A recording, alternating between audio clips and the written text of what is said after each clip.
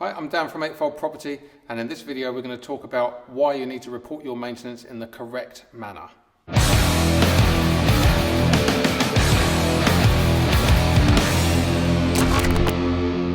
So, quite a lot of the time as we're trying to audit issues that have come up over properties, we notice that certain things haven't been resolved, i.e. our maintenance people haven't got round quick enough, or quite simply nobody's looked at an issue.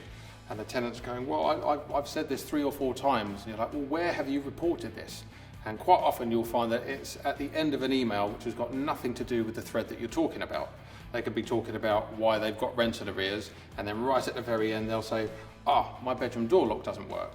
Now that's not the correct way to do it, because that's not going to get in front of the person that you need to resolve the issue.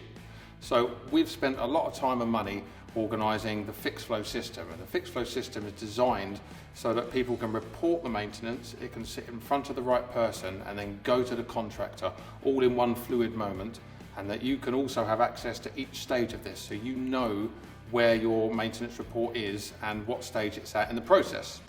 Quite often at the end of a tenancy, this might become an issue if the landlord's trying to work out some dilapidations against the deposits. So it's really important that you log these maintenance issues in the correct way and using the protocols for your particular agency. This is to protect the landlord and his property, to make sure that your agent is doing their job, but also at the end of the tenancy to make sure that you've got a clear audit trail, that you can make sure that if things haven't been dealt with, that you're not going to be blamed and you're not going to be bearing the cost of this at the end of the tenancy.